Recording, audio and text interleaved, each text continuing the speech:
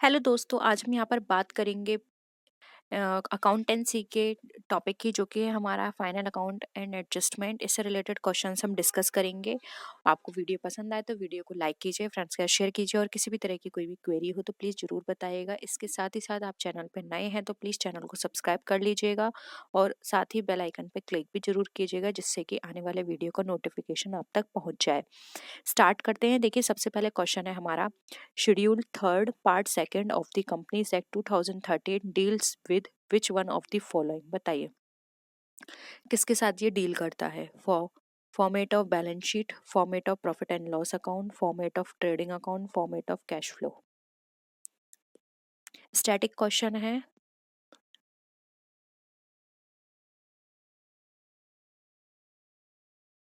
बताइए। देखिए, companies act 2013 के according schedule third part second में यहाँ पे प्रॉफिट एंड लॉस के फॉर्मेट के बारे में बताया गया है, जबकि हम बात करें part one and schedule third. ठीक है, ये तो हो गया पार्ट सेकंड। पार्ट फर्स्ट में जो बताया गया है वो बताया गया है यहाँ पे हमारे बैलेंस शीट को, तो आप ये नोट कर लीजिए। फर्स्ट हमें हमें बताता है बैलेंस शीट एंड सेकंड हमें क्या बताता है, format of profit and loss account. Clear है। नेक्स्ट आइए। Manager's commission is given at the rate of 10% on the profits after giving commission to him. If the profit before giving commission is rupees 1,54,000, then payable commission will be। अब आपको बताना है कि उसको commission देने के बाद हमारा प्रॉफिट जो था वो क्या होगा। उसको 10% दिया था और उस देने से पहले हमारा प्रॉफिट इतना था, तो उसको हमने कमीशन टोटल कितना दिया। बताइए।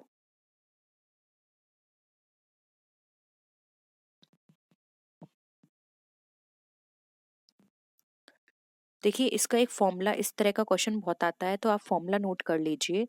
इस तरह के फॉर्मूला निकालते हैं हम। कमीशन इक्वल टू, पहले तो हमें नेट प्रॉफिट लिखना है। नेट प्रॉफिट कौन सा वाला, before commission charge, before charging सच कमीशन, यानी कि बिफोर वाला। ठीक है। उसके बाद हमें यहाँ पे मल्टीप्लाई करना है rate of commission divided by, अब आपको यहाँ पे 100 तो करना ही है, साथ में आपको प्लस करनी है रेट ऑफ कमीशन। आपकी रेट ऑफ कमीशन कितनी है, तो देखिए यहाँ पर हम इसको इस तरह से लिख लेते हैं। हमारा बिफोर चार्जिंग कमीशन कितना था, हमारा अमाउंट 1,54,000, मल्टीप्लाई किससे करना है, rate of commission 10%, 100 plus rate of commission यानी कि 10।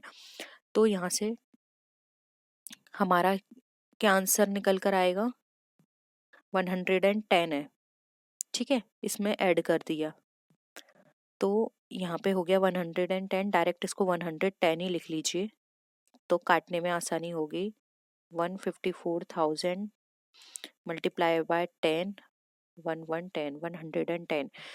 तो देखिए, अब इसको यहाँ से, इसको आप पहले मल्टीप्लाई करके इसको डिवाइड करेंगे तो यहाँ पर आपका जो आंसर निकल कर आएगा वो निकल कर आएगा आपका 14,000। और यहाँ पर कमीशन ही पूछा गया है, आपको बाद में नेट प्रॉफिट नहीं पूछा गया कि उसके बाद नेट प्रॉफिट कितना होगा, आपको डायरेक्ट कमीशन पूछा गया है। तो यहाँ पे ऑप्शन 1 हमारा राइट आंसर हो जाएगा।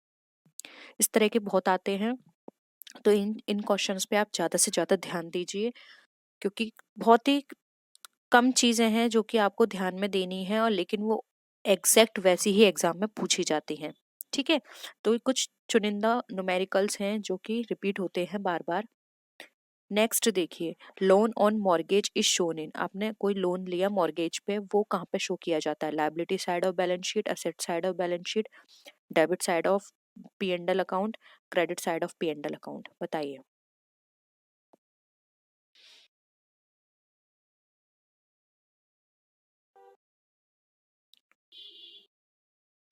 देखो, आपको पता होगा बैलेंस शीट में दो साइड होती हैं, लायबिलिटी साइड और असेट साइड। असेट साइड में तो सारी एसेट्स आती हैं, लेकिन लायबिलिटी साइड में हमारी कैपिटल और लायबिलिटीज दोनों आती हैं। अब लोन ऑन मॉर्गेज जो है ये बोरोअर साइड में दिखाया जाता है हमारे, तो इस बोरोअर किस साइड होता है, लायबिलिटी साइड। तो ऑप्शन यहाँ पे 1 राइट आंसर हो जाएगा, liability side under current liability. ठीक है, करंट लायबिलिटी में करके इसको दिखाया जाता है। इसलिए ऑप्शन 1 यहाँ पे हमारा करेक्ट आंसर है। नेक्स्ट आइए, amount set apart to meet probable losses on account of bad debts is a, बताइए क्या होगा इसका आंसर।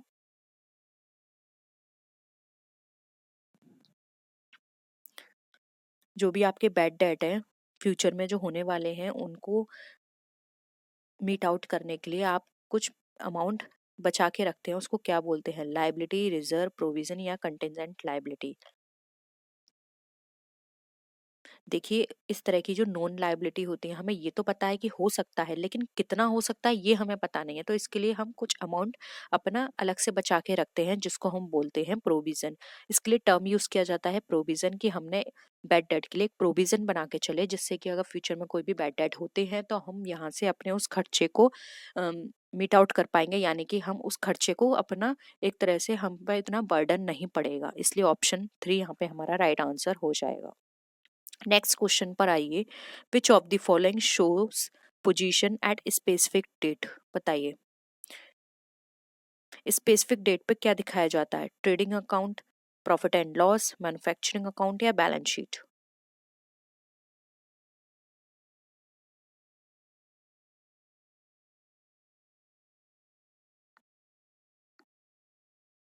बताइए। देखिए, एक स्पेसिफिक डेट पे हम बनाते हैं बैलेंस शीट, तो ठीक है, ये हम सबको पता है कि balance sheet at the end of the year बनाई जाती है एक स्पेसिफिक डेट पे, ठीक है। और ये हमारी क्या फाइंड आउट करने में हेल्प करती है, फाइनेंशियल पोजीशन को, ठीक है, ये हमारी फाइनेंशियल पोजीशन को फाइंड आउट करने में मदद करती है। इसलिए हमारा यहाँ पे आंसर 4 हो जाएगा। नेक्स्ट देखिए, which of the following is shown in balance sheet. अब बैलेंस शीट में क्या शो की जाती है, tangible assets, fictitious assets, both A and B या फिर नन ऑफ द अबव। बताइए क्या हम यहाँ पर शो करते हैं बैलेंस शीट के अंदर।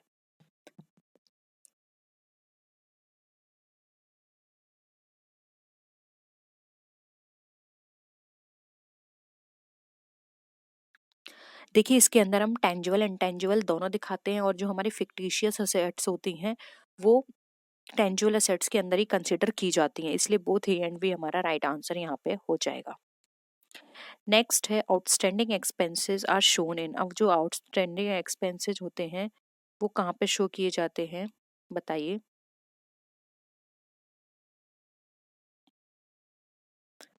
ट्रेडिंग अकाउंट में, प्रॉफिट एंड लॉस अकाउंट में, liability side of balance sheet या फिर asset side of balance sheet. किस साइड हम आउटस्टैंडिंग एक्सपेंसेस को दिखाएंगे।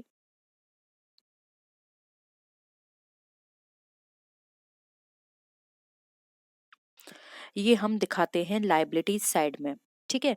और अगर इसकी जगह आपसे बोला होता, एक मिनट, प्रीपेड एक्सपेंसेस अगर आपसे बोले होते तो ये हम दिखाते यहाँ पे असेट साइड में, ठीक है, ये हम दिखाते हैं असेट साइड में और ये दिखाए जाते हैं हमारे प्रीपेड साइड में, तो ऑप्शन यहाँ पर इसका 3 हो जाएगा। नेक्स्ट देखिए, prepaid rent appearing in trial balance should be shown in. अब प्रीपेड रेंट को ट्रायल बैलेंस में दिखाया गया है, तो ये कहाँ पे शो किए जाएंगे। ये क्वेश्चंस या इस क्वेश्चन से रिलेटेड कॉन्सेप्ट भी मैं आपको अच्छे से समझा चुकी हूँ कि आउटस्टैंडिंग और प्रीपेड का क्या ट्रीटमेंट होता है, और बैलेंस ट्रायल बैलेंस के अंदर दिखाते हैं तो क्या ट्रीटमेंट, और ट्रायल बैलेंस के बाहर दिखाते हैं तो किस तरह का ट्रीटमेंट होता है। बताइए, ट्रेडिंग अकाउंट में होगा, प्रॉफिट एंड लॉस अकाउंट में, liability side of balance sheet या फिर asset side of balance sheet. बताइए। देखिए, प्रीपेड रेंट अभी मैंने आपको बताया ये ट्रायल बैलेंस के अंदर दिखाया गया है, इसलिए ये सिर्फ और सिर्फ asset side of balance sheet दिखाए जाएंगे, ठीक है। ऑप्शन यहाँ पे 4 हमारा राइट आंसर है। नेक्स्ट है, क्लोजिंग स्टॉक जो है वो हमारा एडजस्टमेंट में दिया हुआ है, तो बताइए वो हम कहाँ कहाँ दिखाएंगे। अब यहाँ पे ट्रायल बैलेंस ना देखिए, एडजस्टमेंट यानी ट्रायल बैलेंस के बाहर की बात की जा रही है, तो ट्रेडिंग अकाउंट में दिखाएंगे, asset side of balance sheet, both A and B या फिर नन ऑफ द अबव।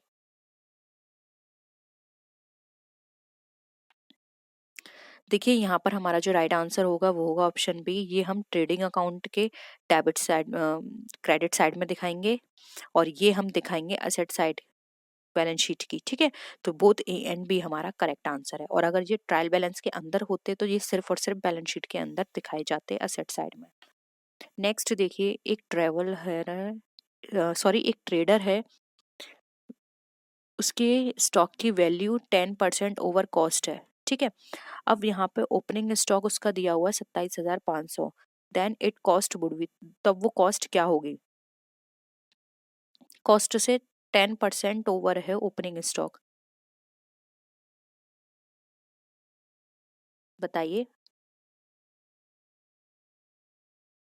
तो हम इसको इस तरह से कह सकते हैं कि ओपनिंग स्टॉक, जैसे माना ओपनिंग स्टॉक उसका 100 है, और ये बोल रहे हैं कि 10% ऑफ ओपनिंग स्टॉक है उसका क्या, कॉस्ट।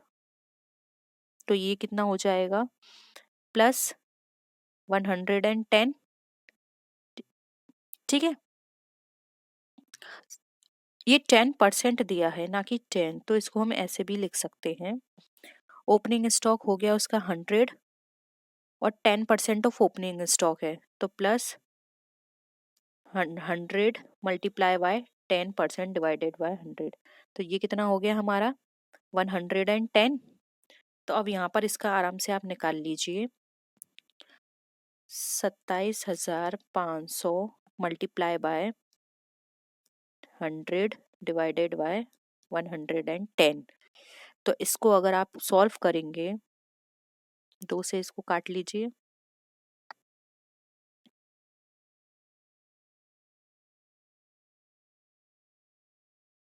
2500 प्लस ये, तो ये हो गया हमारा 25,000। 25,000 हमारा यहाँ पे राइट आंसर निकला है। आप इसको क्रॉस चेक भी कर सकते हैं, 25,000 का आप 10% निकाल लीजिए, वो आप यहाँ पर जोड़ दीजिए 2500 में, तो आपका हो जाएगा 27,500, ठीक है। नेक्स्ट देखिए, what will be the amount of gross profit और gross loss if cost of goods sold 79,000, sales 1,10,000, purchase 30,000, बताइए।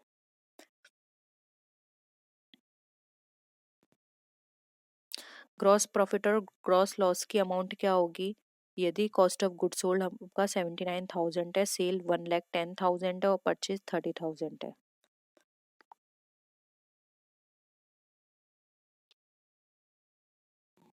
निकालिए इसका आंसर कितना होगा।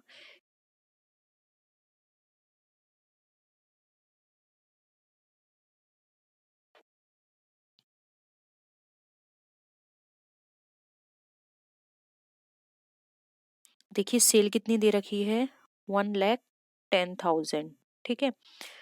कॉस्ट ऑफ गुड्स सोल्ड दे रखा है आपका 79,000, ठीक है। तो ये आप इसको इससे माइनस कर दीजिए, तो आपका आसानी से यहाँ पे ग्रॉस प्रॉफिट निकल कर आ जाएगा, एक, ये बच्चा 3, ये आपका प्लस में, यानी कि प्रॉफिट बैलेंस है आपका ये, तो ये हो जाएगा आपका 31,000 ग्रॉस प्रॉफिट, ठीक है। नेक्स्ट देखिए, which of the following is not fix assets. अब इसमें से कौन सी फिक्स असेट नहीं है, बिल्डिंग, फर्नीचर, कैश या मशीनरी।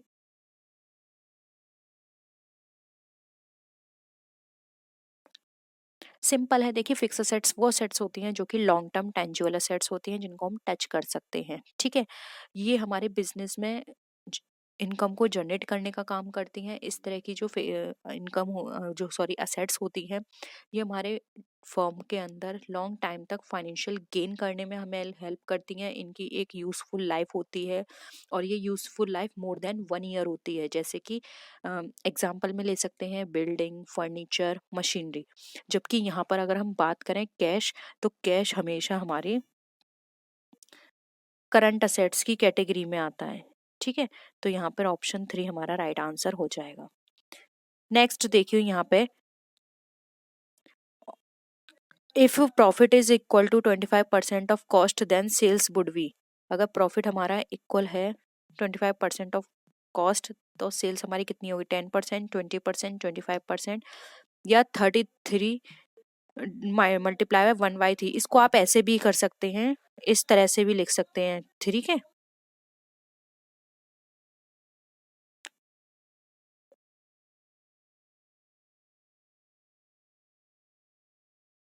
देखिए इसको सॉल्व करते हैं, कॉस्ट हमारी यहाँ पे कितनी दे रखी है, अगर हम कॉस्ट यहाँ पे मान के चले 100, ठीक है, तो प्रॉफिट यहाँ पर कैसे निकालेंगे हम, 100 मल्टीप्लाई बाय 25 डिवाइडेड बाय 100। ठीक है, तो यहाँ पर इस तरह से हमारा प्रॉफिट कितना निकल कर आ जाएगा, 25।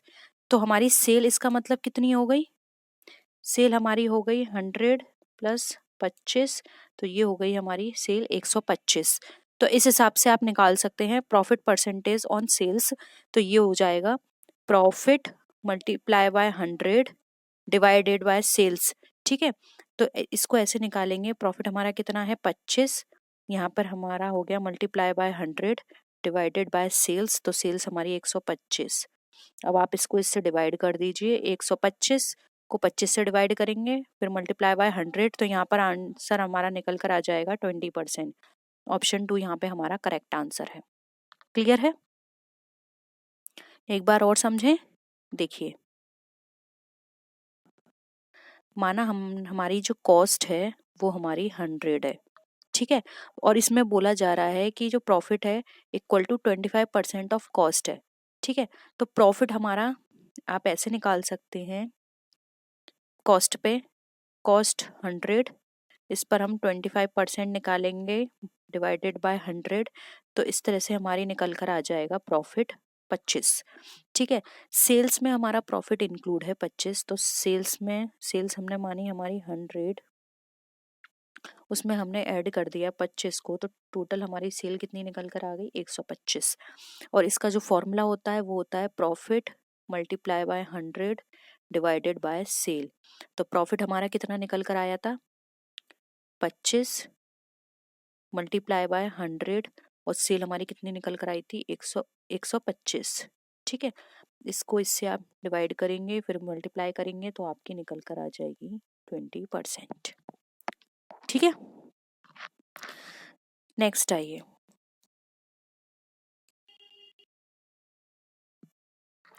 those assets which are purchased to increase profitability in business and not to be resold are called, बताइए।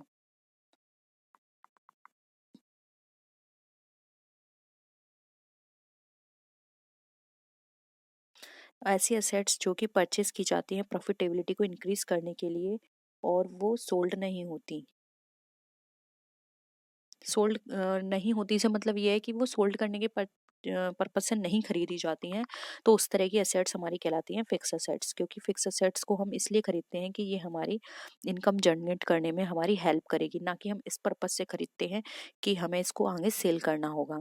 इसकी एक यूजफुल लाइफ होती है मोर देन 1 ईयर की, और ये हमें हमारी अर्निंग में हमें हेल्प करती है। ठीक है, तो यहाँ पर ऑप्शन 3 हमारा राइट आंसर हो जाएगा। नेक्स्ट देखिए, which of the following is not intangible assets, इसमें से कौन सी इंटेंजिबल असेट नहीं है, गुडविल, क्रेडिटर, कॉपीराइट या पेटेंट, बताइए।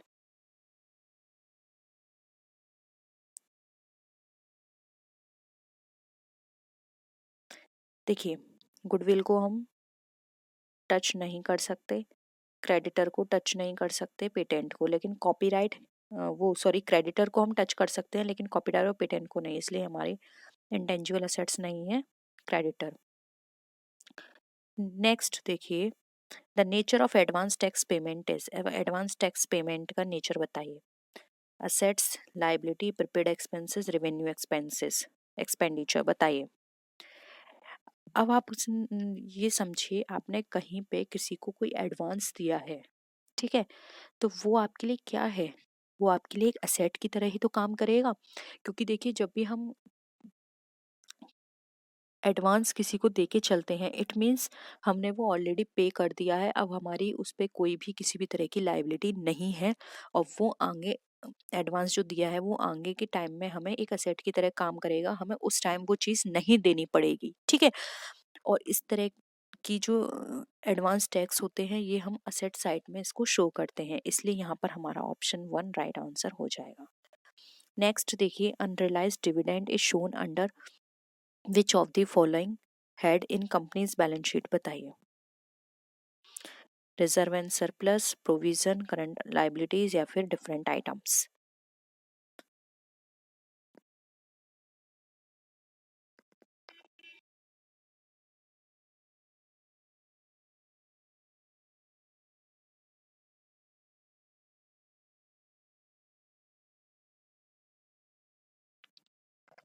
देखिए अनरियलाइज्ड डिविडेंड जो होते हैं वो हम करंट लाइबिलिटीज की तरह दिखाते हैं, क्योंकि अनरियलाइज्ड डिविडेंड से मतलब यहाँ पे अनक्लेम्ड डिविडेंड से है, ठीक है। तो यहाँ पर हम इसको करंट लाइबिलिटीज में दिखाते हैं अपने बैलेंस शीट के अंदर।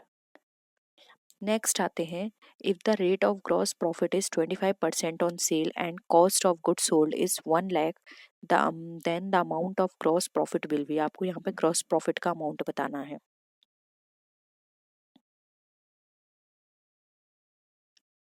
बताइए।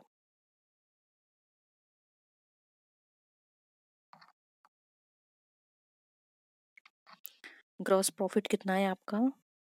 25% ऑन सेल, ठीक है। और कॉस्ट ऑफ गुड्स सोल्ड आपका कितना है? 1 लाख रुपए। अब यहाँ पे माना, ये हम मान के चल रहे हैं, माना सेल हमारी 100 है, ठीक है। तो ग्रॉस प्रॉफिट हमारा कितना होगा? ग्रॉस प्रॉफिट हमारा होगा 100 का 25% करो तो ये हमारा निकल कर आएगा 25। तो 100 में से जब हम माइनस करेंगे 25 तो ये हमारा निकल कर आया 75। तो ग्रॉस प्रॉफिट हमारा कितना है?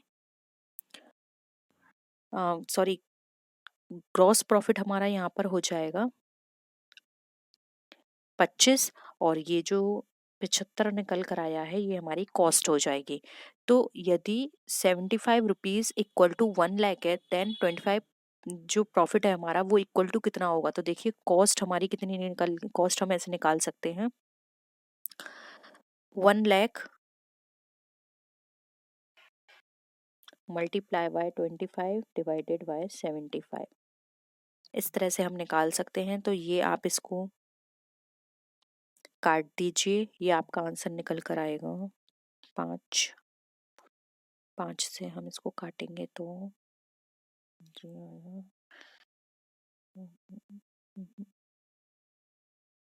ये निकल कर आएगा हमारा 33,333, ठीक है।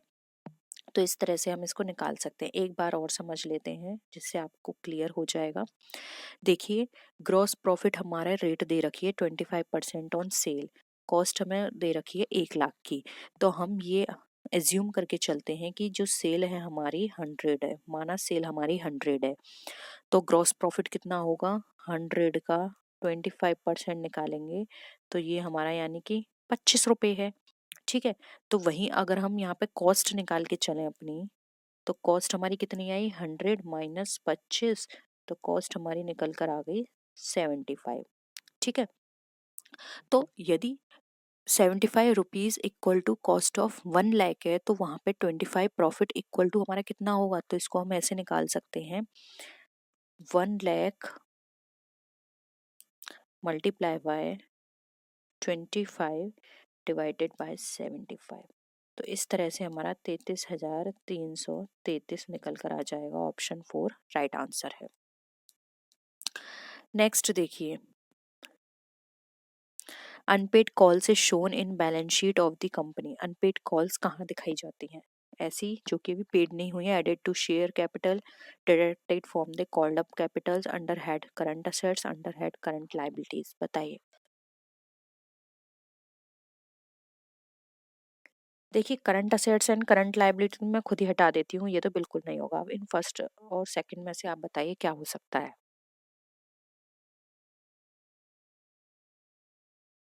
सिंपल है, अनपेड कॉल्स हैं तो आप ऐड तो नहीं करोगे, आप इसको डिडक्ट करोगे कॉल्ड अप अमाउंट से, क्योंकि आपने जितनी मांगी थी उतनी अभी पे नहीं हुई है, तो आप कॉल्ड अप अमाउंट में से इसको डिडक्ट करके दिखाएंगे। तो ऑप्शन 2 हमारा करेक्ट आंसर हो जाएगा।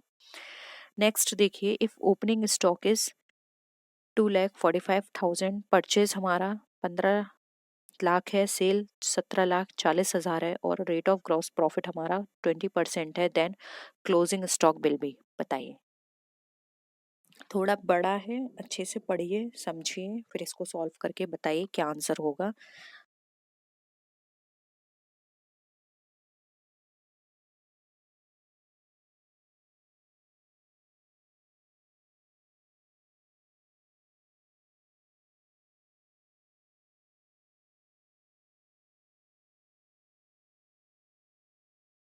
सॉल्व करें? देखिए ओपनिंग स्टॉक कितना है हमारा, 2,45,000, ठीक है। Purchase 15 lakh, sales 17,40,000। तो परसेंटेज ऑफ ग्रॉस प्रॉफिट हमें निकालना है यहाँ पे।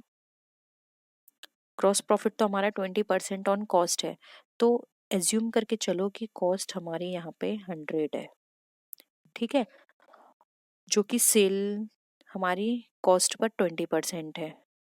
तो सेल हमारी कैसे होगी, 100 + 20, तो ये हो गया हमारा 120, ठीक है। तो कॉस्ट पे हम कैसे निकालेंगे, कॉस्ट हमारी कितनी दे रखी है सेल की,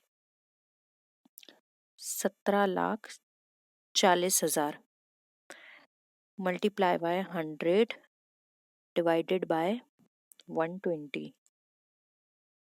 तो अब आप इसको इससे काट दो, तो ये मैं आपको डायरेक्ट बता देती हूँ, आंसर आपका निकल कर आ जाएगा 14,50,000, ठीक है। अब इस 14,40,000 जो आपको दे रखी है सेल, इसमें से आप 14,50,000 क्या करने, वो 17,40,000 दे रखे, उसमें से 14,50,000 आप माइनस कर दीजिए। 17,40,000 में से 14,50,000 आपने माइनस कर दिए, तो आपको निकल कर आ गए 2,90,000, आपका यहाँ पर आंसर आ जाएगा। तो ऑप्शन यहाँ पर कितना ना आ गया, वो यहाँ पर आ गया आपका 2,95,000 दे रखा है। तो देखिए यहाँ पर सॉरी 90,000 नहीं 95,000 आएगा, तो ऑप्शन यहाँ पे 2 आपका राइट आंसर हो जाएगा, ठीक है। नेक्स्ट देखिए यहाँ पे, विच of the following is not included into the final account. Final accounts में क्या चीज इंक्लूड नहीं की जाती है, trading and profit and loss account, profit and loss appropriation account, cash account या फिर बैलेंस शीट। बताइए इसमें से कौन सा आंसर आपका होगा, क्या चीज फाइनल अकाउंट में शो नहीं की जाती है।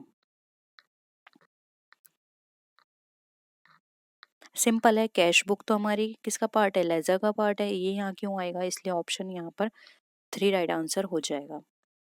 नेक्स्ट देखिए, what is the meaning of outstanding rent. Outstanding rent का मतलब क्या है, रेंट पे हो गया है कैश में, rent is received, rent is due but payment has not been made, rent has been paid in advance. बताइए।